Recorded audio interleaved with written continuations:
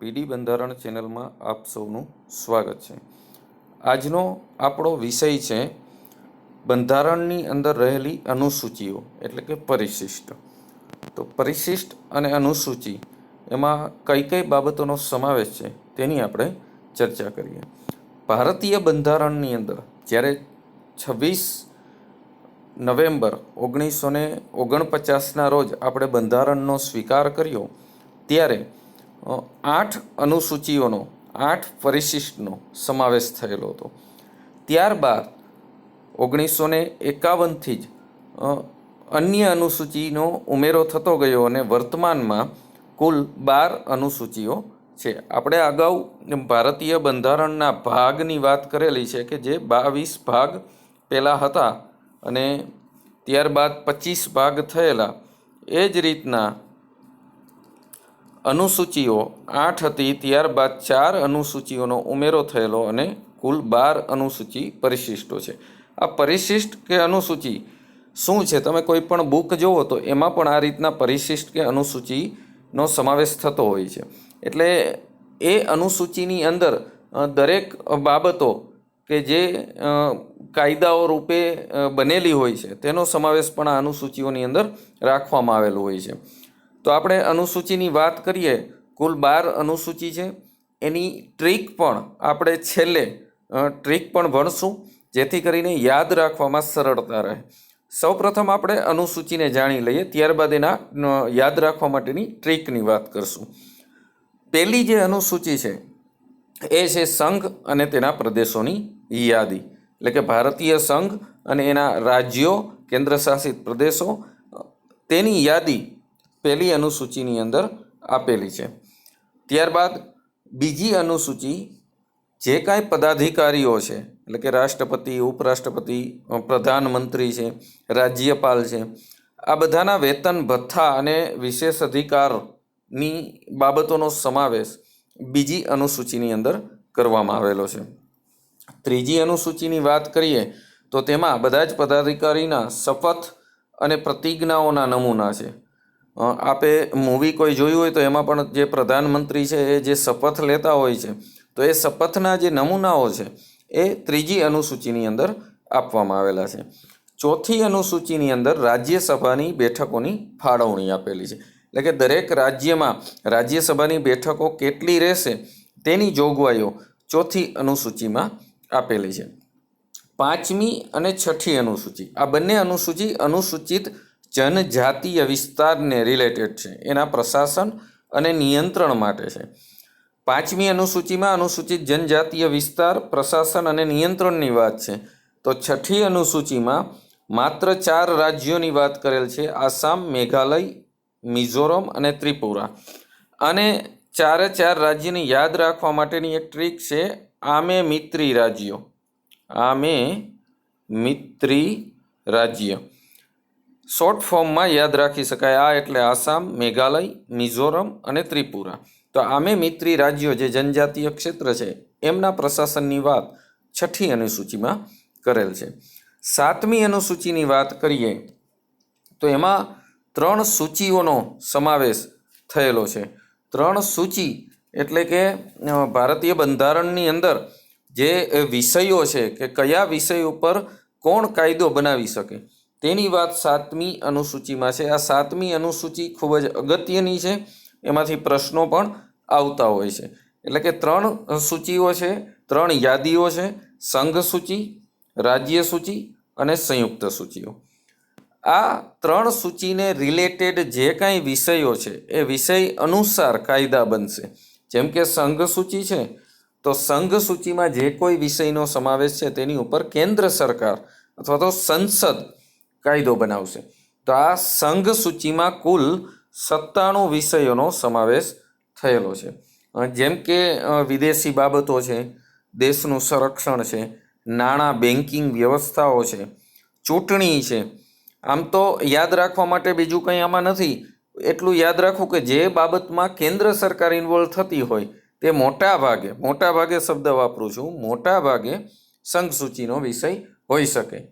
જરૂરી નથી કે હોય જ, પરંતુ મોટા ભાગે સંઘ સૂચિનો વિષય હોય છે। જેમ કે રેલવે છે, તાર છે, ટપાલ છે, નાગરિકતા સંબંધિત બાબતો છે, વીમો છે, દરિયાઈ માર્ગ છે, હવાઈ માર્ગ છે, રાષ્ટ્રીય રાજમાર્ગ છે, અણુશક્તિની વાત હોય એ સંઘ શક્તિના વિષયો છે. યુદ્ધ, શાંતિ, સંચાર, આ બધા વિષયો એ સંઘ સૂચિના છે. તો બીજી સૂચિ છે રાજ્ય સૂચિ. રાજ્ય સૂચિમાં 66 વિષયોનો સમાવેશ થાય છે. સંઘ સૂચિમાં 97 વિષયો હતા, જ્યારે રાજ્ય સૂચિમાં 66 વિષયોનો સમાવેશ થાય છે કે જેની પર રાજ્ય કાયદા બનાવશે, એટલે કે રાજ્યની વિધાનસભા દ્વારા એમના કાયદા બનાવવામાં આવશે. જેમ કે પોલીસ છે, જેલ છે, ખેતી છે, સહકાર ક્ષેત્ર છે, સ્થાનિક સ્વરાજની જે સંસ્થાઓ છે, એ જ રીતના જમીન છે, મત્સ્યપાલન છે, આ બધી જે બાબતો છે, મનોરંજન, આવી બાબતોનો સમાવેશ આ 66 વિષયોમાં થાય છે કે જેની ઉપર રાજ્ય કાયદા બનાવશે, એટલે એને રાજ્ય સૂચિ કહેવામાં આવે છે. અને ત્રીજી સૂચિ અથવા ત્રીજી યાદી છે સંયુક્ત સૂચિ. સંયુક્ત સૂચિ એટલે કે જેની ઉપર કેન્દ્ર અને રાજ્ય બંને કાયદા બનાવી શકે એવા વિષયોનો સમાવેશ થાય છે કે જેમાં બંને કાયદા બનાવશે, તો એને સંયુક્ત સૂચિમાં રાખવામાં આવેલા છે. જેમ કે દીવાની જે કેસો હોય છે એને લગતી જે કંઈ કાર્યવાહી કરવામાં આવતી હોય છે, પ્રોસિજર હોય છે, તો તેમાં કેન્દ્ર અથવા રાજ્ય બંને કાયદા બનાવી શકતા હોય છે. તો આ જે સંયુક્ત સૂચિ છે એમાં કુલ 47 વિષયોનો સમાવેશ થાય છે. સંઘ સૂચિમાં 97 હતા, રાજ્ય સૂચિમાં 66 વિષયો અને સંયુક્ત સૂચિમાં 47 વિષયોનો સમાવેશ થાય છે. આ વિષયોની સંખ્યા યાદ રાખવી જરૂરી છે, ઘણી વખત પ્રશ્ન પૂછાયેલા છે. શિક્ષણ, જેમ કે શિક્ષણ વિષય એ સંયુક્ત સૂચિનો વિષય છે, એટલે કે કેન્દ્ર પણ કાયદો બનાવે છે અને રાજ્ય પણ કાયદો બનાવે છે. તો એવું પણ બને ઘણી વખત કે બંને કેન્દ્ર અને રાજ્ય બંને કોઈ એક વિષય ઉપર કાયદો બનાવે અને એમાં વિવાદ થાય, તો યાદ રાખજો કે જ્યારે વિવાદ થાય તો કેન્દ્રનો જે કાયદો છે એ અમલી બનશે, અથવા તો રાજ્યનો કાયદો જેટલા પ્રમાણમાં કેન્દ્રના કાયદાથી વિરુદ્ધ હોય એટલો રદ થઈ જશે. આ બંને સ્થિતિમાં કેન્દ્રનો કાયદો પ્રભાવી રહે છે. એટલે શિક્ષણ વિષય છે, રોજગારી છે, વીજળી છે, કૃષિ ભૂમિ સિવાયની અન્ય ભૂમિ, કૃષિની ભૂમિ રાજ્યની સૂચિનો વિષય છે, જ્યારે કૃષિ ભૂમિ સિવાયની જે અન્ય જમીન છે એ વિષય સંયુક્ત વિષય છે. જંગલો છે, તોલમાપ છે, મજૂર સંઘો છે, નિવારક નિરોધની જે બાબત છે, તો આ બધી બાબતો સંયુક્ત સૂચિના વિષયમાં એનો સમાવેશ થાય છે. તો આ રીતના આ 3 સૂચિઓ આપણી પરીક્ષાને લઈને અગત્યની છે. એ જ રીતના 8મી, એટલે કે જ્યારે બંધારણ અમલમાં આવેલું એ સમયની વાત છે, ત્યારે 8 જ અનુસૂચિ હતી અને એમાં 8મી અનુસૂચિ જે છે એ બંધારણ માન્ય ભાષાઓની છે. વર્તમાનમાં 22 ભાષાઓ માન્યતા પ્રાપ્ત ભાષાઓ ગણવામાં આવે છે, જે કે જેનો બંધારણમાં ઉલ્લેખ છે. શરૂઆતમાં જ્યારે બંધારણ અમલમાં આવ્યું 26મી જાન્યુઆરી 1950માં, ત્યારે 22 ભાષાઓનો સમાવેશ નહોતો થતો, પરંતુ 14 ભાષાઓનો સમાવેશ ત્યારે થયેલો હતો માન્યતા પ્રાપ્ત. ત્યારબાદ 8 ભાષાઓને ઉમેરવામાં આવેલી છે અને બંધારણીય સુધારાના માધ્યમથી ઉમેરવામાં આવેલી છે. તો સૌથી પહેલાં 15મી ભાષા તરીકે 8મી અનુસૂચિમાં જ્યારે સુધારો કરવામાં આવેલો 1967ની અંદર 21મો સુધારો, અને 21મા સુધારા દ્વારા સિંધી ભાષાને 15મી ભાષા તરીકે માન્યતા મળેલી. ત્યારબાદ 71મો બંધારણીય સુધારો 1992માં થયેલો, અને એમાં કુલ 3 ભાષાને માન્યતા આપવામાં આવેલી, અને એ 3 ભાષાઓ છે નેપાળી, મણિપુરી અને કોંકણી. આ 3 ભાષાઓને 1992માં માન્યતા મળેલી. તો આ જે 3 ભાષા છે નેપાળી, મણિપુરી અને કોંકણી એને યાદ રાખવા માટે નમક શબ્દ યાદ રાખવો. ન એટલે નેપાળી, મ એટલે મણિપુરી અને ક એટલે કોંકણી. 1992માં 71મો સુધારાના માધ્યમથી આ ભાષાઓનો સમાવેશ કરવામાં આવેલો. એટલે 15 પ્લસ આ 3 એટલે 18 ભાષાઓ થઈ. અને લાસ્ટમાં 92મો બંધારણીય સુધારો 2004માં થયેલો અને એમાં કુલ 4 ભાષાઓને માન્યતા મળેલી.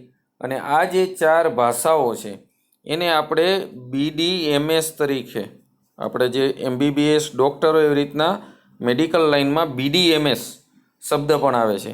તો આ શબ્દના આધારે આ 4 ભાષાઓને યાદ રાખી શકશું.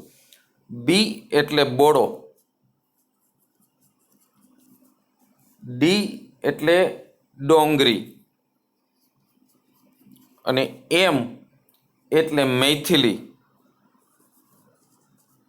અને એસ એટલે સંથાલી. બોડો, ડોંગરી, મૈથિલી અને સંથાલી, આમ 4 ભાષાઓને 92માં બંધારણીય સુધારા દ્વારા 2004માં સ્વીકાર કરવામાં આવેલો. એટલે કુલ વર્તમાનમાં 22 ભાષાઓનો સમાવેશ 8મી અનુસૂચિમાં થયેલ છે. તો આપણે વાત કરી જ્યારે બંધારણ બની ગયું અને એનો સ્વીકાર થઈ ગયો અને અમલ ચાલુ થયો એ વખતે 8 અનુસૂચિઓનો સમાવેશ થતો હતો. ત્યારબાદ જે નવી અનુસૂચિઓ ઉમેરવામાં આવેલી છે એની વાત કરીએ આપણે. તો 9મી અનુસૂચિ જે 1951માં પહેલા બંધારણીય સુધારા દ્વારા, પ્રથમ બંધારણીય સુધારાના માધ્યમથી 1951માં પહેલી જ વખત અનુસૂચિ ઉમેરો થાય છે અને એ છે 9મી અનુસૂચિ, જેમાં જે બાબતોનો સમાવેશ થાય છે એ છે જમીન સુધારાને લગતા કાયદાઓ અથવા તો અધિનિયમોની કાયદેસરતાને બાબતોનો સમાવેશ 9મી અનુસૂચિમાં કરેલ છે. હવે આ બેઝિકલી છે શું ને એવી જરૂર શું પડી અનુસૂચિ ઉમેરવાની? તો એનું કારણ એ હતું કે જ્યારે દેશ આઝાદ થઈ ગયો, બંધારણનો અમલ પણ શરૂ થઈ ગયો, પણ એ સમયે ભારતમાં ઘણા બધા લોકો પાસે જમીન પણ નહોતી ખેતી કરવા માટે. ખેતી કરવી હતી પણ જમીન હતી નહીં, કારણ કે હજુ પણ જમીનદારી જે પ્રથા હતી એના તત્વો અસ્તિત્વ ધરાવતા હતા. એટલે સરકારને એ સમયે જરૂરિયાત ઊભી થઈ કે જમીનદારોની જમીન લઈને ખેડૂત વર્ગને ખેતી કરવા માટે આપવા. પરંતુ એ સમયે જ્યારે આવા સુધારા લઈ આવવામાં આવેલા તો જમીનદારો સુપ્રીમ કોર્ટમાં જતા રહેલા અને સરકારની સામે કેસ કરેલો કે આ અમારી માલિકીની જમીન છે ને એ તમે આપી ન શકો, આ તો અમારો મૂળભૂત અધિકાર છે. અને એ સમયે મિલકતનો અધિકાર પણ મૂળભૂત અધિકાર હતો.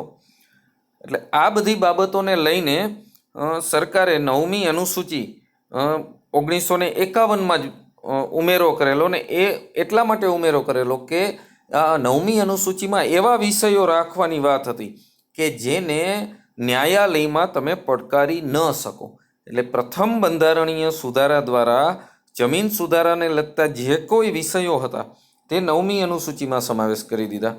અને એ જોગવાઈ પણ કરી દેવામાં આવેલી કે 9મી અનુસૂચિમાં જે કોઈ વિષયો છે એ ન્યાયાલયની સમીક્ષાથી, આપને ખ્યાલ હશે કે ન્યાયાલય છે એ કોઈ પણ કાયદો બને તો એની સમીક્ષા કરવાનો અધિકાર ધરાવે છે, શક્તિ ધરાવે છે. ન્યાયિક આપણે જેને કહીએ સર્વોચ્ચતાનો જે સિદ્ધાંત છે તે અહીંયા લાગુ પડતો હોય છે. પરંતુ આ ન્યાયિક સમીક્ષાથી બચવા માટે થઈને સરકારે 9મી અનુસૂચિનો ઉમેરો કરેલો ને એમાં એ વિષયોની જોગવાઈ કરી દીધેલી અને એક લીટી લખી નાખેલી કે એ આ બધા વિષયો ન્યાયિક સમીક્ષાથી બહાર રહેશે. એટલે એટલા માટે થઈને આ અનુસૂચિનો ઉમેરો કરવામાં આવેલો. એટલે પ્રથમ બંધારણીય સુધારો જમીન સુધારાને લગતો છે અને 9મી અનુસૂચિને ઉમેરવાને લગતો છે. પરંતુ હવે જ્યારે આપણે સમવાય તંત્ર છે આપણો દેશ, અને આપણા દેશમાં સમવાય તંત્રની સાથે સાથે ન્યાયિક સર્વોચ્ચતાનો સિદ્ધાંત પણ સ્વીકારેલો છે.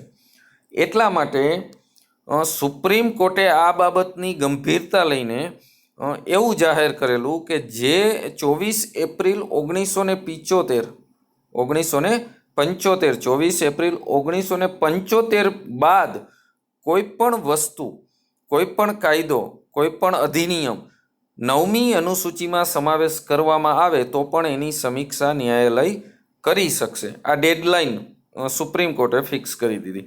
એટલે હવે 9મી અનુસૂચિમાં કોઈ પણ કાયદો કે અધિનિયમને લઈ જવામાં આવે તો એની સમીક્ષા ન્યાયાલય કરી શકે છે 24 એપ્રિલ 1975 બાદના અધિનિયમો માટે. તે પહેલાંના અધિનિયમો જે કાંઈ છે તેની સમીક્ષા ન્યાયાલય કરતી નથી. એટલે આ વાત થઈ 9મી અનુસૂચિની. હવે વાત કરીએ 10મી અનુસૂચિ, 10મું પરિશિષ્ટ જેને આપણે કહીએ, તો એ છે પક્ષાંતર વિરોધી કાયદો. આપને ખ્યાલ હશે, જુદા જુદા પક્ષના જે નેતાઓ હોય છે એ ગમે ત્યારે પક્ષ પલટો કરીને અન્ય પક્ષમાં જતા હોય છે. તો આ પ્રવૃત્તિને રોકવા માટે થઈને 52મો સુધારો કરવામાં આવેલો 1985માં. 52મા સુધારામાં પક્ષાંતર વિરોધી કાયદાનો સમાવેશ કરવામાં આવેલો છે અને એ જ બાબતોને 10મી અનુસૂચિમાં રાખવામાં આવેલી છે. એટલે પક્ષાંતર 52, આ બંનેના પ્રાસ મેળવીને યાદ રાખવું કે પક્ષાંતર વિરોધી કાયદો જે 10મી અનુસૂચિમાં છે એ 52મા સુધારા દ્વારા 1985ના માધ્યમથી આવેલું છે. હવે વાત કરીએ 11મી અનુસૂચિની. તો 11 અને 12 બંને અનુસૂચિઓ 1992માં જ આવેલી છે. 1992માં જે મહત્વના બે સુધારા થયા છે એ છે બંધારણીય સુધારો 73મો અને 74મો. 73 અને 74મો સુધારો એક પંચાયત માટે છે, 73મો સુધારો, અને 74મો સુધારો નગરપાલિકા માટે હતો. અને જે પંચાયતને શક્તિઓ આપેલી એ શક્તિ, એને અધિકાર, એની જવાબદારીની વાત 11મી અનુસૂચિમાં કરવામાં આવેલી, જે 73ના સુધારા દ્વારા 1992માં ઉમેરવામાં આવેલી. એ જ રીતના 12મી અનુસૂચિ નગરપાલિકાની શક્તિ અને જવાબદારીને લઈને છે, જે 74મા સુધારા દ્વારા 1992માં ઉમેરવામાં આવેલો. તો આ આપણે 12 અનુસૂચિના બાબતોની વાત કરેલી. આમાંથી જે 2-3 મુદ્દાઓ જે અગત્યના છે, 7મી અનુસૂચિ અને 8મી અનુસૂચિ, એની વાત આપણે આગળ ઉપર પણ કરીશું કે જ્યારે આપણે કેન્દ્ર અને રાજ્યના સંબંધોની વાત આવશે ત્યારે આ ત્રણેય યાદીઓની વિગતવાર સમજૂતી આપણે મેળવીશું. અને બંધારણ માન્યતા પ્રાપ્ત જે ભાષાઓ છે એની વાત આપણે જ્યારે રાષ્ટ્રની ભાષા અને ભાષાને રિલેટેડ જે ભાગ ભણવાનો આવશે તેમાં આપણે એની વાત કરીશું. હવે અગાઉના વિડીયોમાં જે કાંઈ આપણે ભણવાના છીએ આ જ અનુસૂચિને લઈને અને આપણા જે 25 ભાગ આપણે ભણી ગયા છીએ એની જ વાત આપણે કરવાના છીએ. પરંતુ આપણે અત્યારે વાત કરીએ અનુસૂચિને યાદ કઈ રીતના રાખવી, 12 અનુસૂચિને. જેમ અગાઉ આપણે બંધારણના 25 ભાગને યાદ રાખેલ છે ટ્રીકના માધ્યમથી, એ જ રીતના આપણે અનુસૂચિને પણ યાદ રાખીએ. તો અનુસૂચિની ટ્રીક આપને દેખાઈ રહી છે. આ 2 લીટીથી તમે આખી 12 અનુસૂચિ યાદ રાખી શકો છો. પેલું છે રાજ્યના નામના હોદ્દાની શપથ લઈને રાજ્યસભાની સીટ મળી. રાજ્યના નામના હોદ્દાની શપથ લઈને રાજ્યસભાની સીટ મળી. અજજા આમે મૈત્રી રાજ્યની સૂચિની ભાષા બોલી. જમીનદારો પક્ષ પલટો કરી પંચનગરમાં ગયા. તો આ સૂત્ર આપણે નોટ ડાઉન કરી લેજો કારણ કે મહત્વનું છે. હવે આપણે વાત કરીએ રાજ્યના નામનું, એટલે કે જે અગાઉ જ આપણે વાત કરેલી સંઘને એનું રાજ્યના જે ક્ષેત્ર છે, રાજ્યોના નામની જે યાદી છે એ પહેલી અનુસૂચિ છે. હોદ્દા એટલે આપણે જુદા જુદા જે પદાધિકારીઓ હતા એની બીજી અનુસૂચિમાં સમાવેશ થયેલો હતો, એટલે અહીંયા મેં હોદ્દો શબ્દ વાપરેલો છે. શપથ લઈને એટલે કે ત્રીજી અનુસૂચિમાં જે હોદ્દાઓ છે, જે પદાધિકારીઓ છે એના લેવાના સોગંદ અથવા તો પ્રતિજ્ઞાઓ, શપથના નમૂનાઓનો સમાવેશ ત્રીજી અનુસૂચિમાં થયેલ છે. એટલે પહેલી, બીજી અને ત્રીજી થઈ ગઈ. ચોથી અનુસૂચિ રાજ્યસભાની સીટ મળી, એટલે કે રાજ્યસભાની સીટની ફાળવણી કઈ રીતના કરવામાં આવે છે, દરેક રાજ્યવાર યાદી હોય એની રાજ્યસભાની સીટની, એ અહીંયા આપેલી છે. હવે આગળનું સૂત્ર જોઈએ. અજજા આમે મિત્રી રાજ્યની સૂચિની ભાષા બોલી.